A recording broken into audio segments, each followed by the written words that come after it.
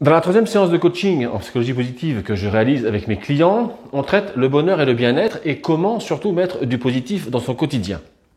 Parce qu'il faut savoir que notre bonheur, il est déterminé à 50% par nos gènes, mais il est aussi conditionné à 50% par notre vie, nos actions, nos comportements, notre environnement social. Et l'objectif de cette vidéo aujourd'hui va donc être d'améliorer au maximum ces 50% restants en mettant en action un trait de caractère indispensable au bonheur.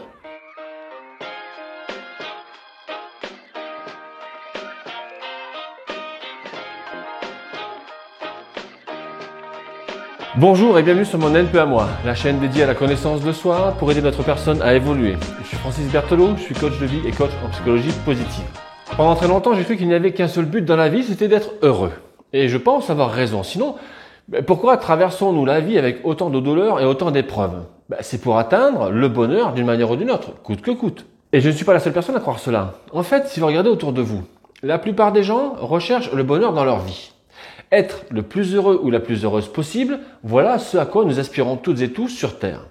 Chaque jour qui passe, nous sommes censés tout mettre en place, diriger nos actions, définir nos objectifs, organiser notre vie dans ce seul but commun.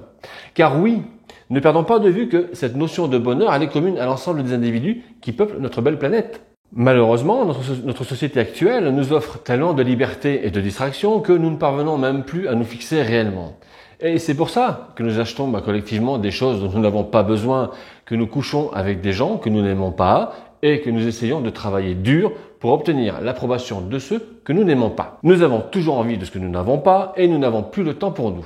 Nous ne savons même plus quoi penser, nous ignorons ce à quoi nous aspirons et ce qui nous correspond vraiment. Pourquoi faisons-nous ces choses? Pour être honnête avec vous, et je le serai toujours, je me fiche un peu la raison exacte. Je ne suis pas un scientifique, même si j'ai un certain intérêt pour la neuroscience, ça vous avez pu le remarquer.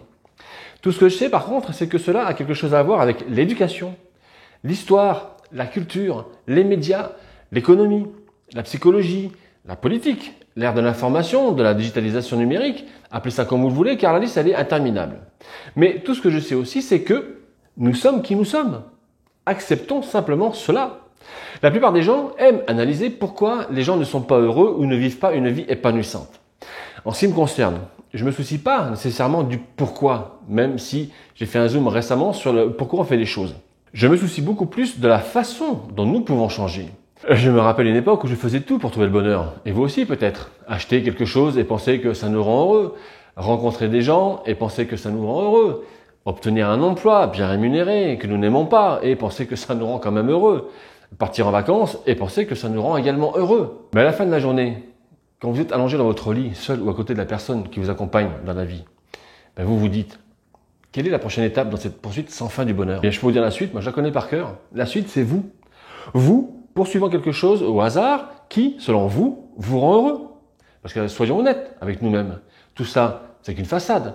Un canular, une blague, une histoire inventée, un attrape-nigo. Alors Aristote, il nous aurait certainement menti en disant que le bonheur et le sens est le but de la vie, le but final de l'existence humaine. Cependant, je pense que nous devons examiner cette citation sous un angle différent parce que quand vous la lisez, vous pensez que le bonheur est le but principal. Et c'est aussi ce que dit la citation. Mais voici la question pour moi. Comment atteindre le bonheur? Le bonheur ne peut pas être un objectif en soi tant que nous n'avons pas défini très précisément ce qu'est le bonheur pour chacune et chacun d'entre nous. Je crois que le bonheur, en fin de compte, c'est qu'un résultat de l'utilité. Parce que la plupart des choses que nous faisons dans la vie ne sont que des activités et des expériences. Vous partez en vacances, vous allez au travail, vous allez faire du shopping, vous allez boire un verre avec des amis, vous allez dîner, vous achetez une voiture, vous faites du sport plus ou moins intensément, bref, peu importe. Ces choses, elles devraient nous rendre heureux, non? Mais en fin de compte, elles ne sont pas utiles. Nous ne créons rien, nous ne faisons que consommer ou faire quelque chose. Et c'est génial, c'est bien, ne vous me prenez pas là-dessus. J'adore partir en vacances ou faire du shopping de temps en temps. Et je fais aussi du sport régulièrement. Mais pour être honnête, c'est pas ce qui donne un sens à ma vie. Ce qui me rend vraiment heureux, c'est quand je suis utile. Quand je crée quelque chose que d'autres peuvent utiliser, ou même lorsque je crée quelque chose que je peux utiliser. Et pour encore mieux illustrer mon propos sur le concept d'utilité et de bonheur, voici une citation de Ralph Waldo Emerson qui va vous faire connecter les neurones, j'en suis sûr, et réfléchissez à cette citation. Emerson dit « Le but de la vie n'est pas d'être heureux, il est d'être utile, honorable, de faire preuve de compassion, de faire en sorte que vous ayez vécu et bien vécu. » Et je pense que nous ne pouvons pas comprendre cette citation tant que nous ne devenons pas plus conscients de ce que nous faisons dans notre vie. Parce que ce sentiment d'utilité et de bonheur peut sembler lourd et pesant, mais en fin de compte, c'est en fait très simple. Cela se résume à ceci. Que faites-vous qui fait une différence? Avez-vous fait des choses utiles dans votre vie? Vous n'avez pas besoin pour autant de vouloir changer radicalement le monde ou quoi que ce soit. Rendez-le juste un peu meilleur qu'avant votre naissance. Et si vous ne savez pas comment faire, voici quelques idées que je mets personnellement en pratique régulièrement. Rappelez-vous, je dis ce que je fais et je fais ce que je dis, et ça, c'est ça, être une personne authentique. Mais dans ces choses utiles, vous pouvez recycler autant que possible, donner un coup de main à une œuvre caritative, exprimer votre opinion avec vos achats en achetant responsable. Quand vous faites du tri ou que vous déménagez, écoutez, comme on le voit très souvent, ne jetez pas en vrac dans les containers poubelles, s'il vous plaît. Donnez à des œuvres caritatives, à des associations, à des bibliothèques communales quand vos livres sont en parfait état. Et avec mon épouse, on l'a encore fait il y a quelques mois quand on a déménagé. On a donné nos livres pour une école. Achetez local. Prenez soin de votre lieu de résidence, de votre environnement. Créez un collage avec des images pour que votre conjoint ait ces images qui vont faire ressortir l'amour que vous lui portez et les moments agréables que vous avez passés ensemble. Écrivez un article sur les choses que vous avez apprises dans la vie. Aidez cette femme enceinte qui a également son petit enfant de 2 ans à côté d'elle avec sa poussette à monter ses escaliers ou à traverser la rue tranquillement sans danger. Appelez votre ami et demandez-lui si vous pouvez l'aider à quelque chose. Construisez quelque chose qui va vous faciliter la vie. Démarrez une entreprise, embauchez un employé et traitez-le super bien comme vous aimeriez qu'on vous traite. Vous voyez, cela, ce n'est pas grand-chose. Vous pouvez créer vos propres activités utiles. Mais quand vous faites de petites choses utiles tous les jours, cela s'ajoute à votre vie pour en faire une vie bien vécue, une vie qui compte, comme nous le rappelle Ralph Waldo Emerson. Et la dernière chose que je puisse souhaiter, ou me souhaiter, c'est d'être sur mon lit de mort et de réaliser qu'il n'y a aucune preuve de mon existence, de mon passage. Et là, pour moi, c'est un désastre.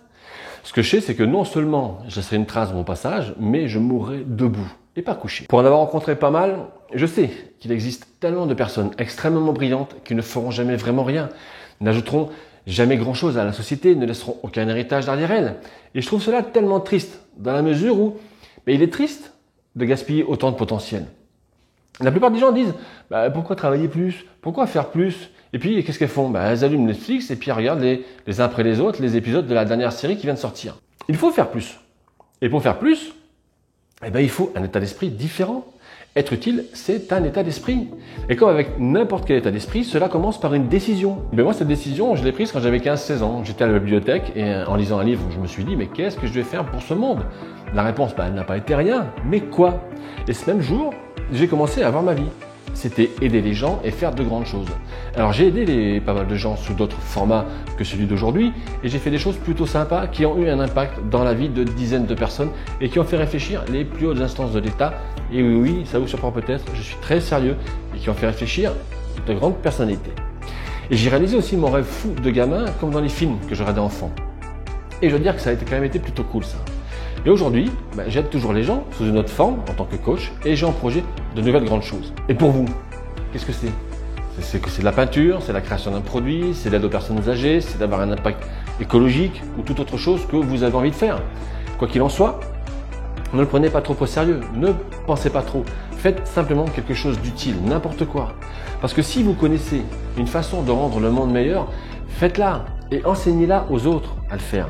Passez le témoin, passez le mot. Avant de quitter la vidéo, dites-moi en commentaire vos actions utiles, parce que c'est bon d'avoir des retours et des idées. Et n'oubliez pas de télécharger dans la description le fameux guide PDF qui va vous donner 8 méthodes utiles pour changer votre état émotionnel. Et comme à chaque fin de vidéo, je vous le répète, quand vous êtes dans une démarche de connaissance de soi, ne vous prenez pas la tête. Absorbez ce qui est utile, jetez ce qui ne l'est pas et ajoutez ce qui vous est propre. Je vous laisse mettre un pouce, partager pour rendre service à quelqu'un et faire aussi connaître ma chaîne. Ne soyez pas égoïste. Et en attendant la prochaine vidéo, écoutez, je vous souhaite le meilleur. Prenez soin de vous, souriez et n'oubliez pas de dire à celles et ceux qui comptent pour vous que vous les aimez. Je vous embrasse et je vous dis à bientôt. Salut!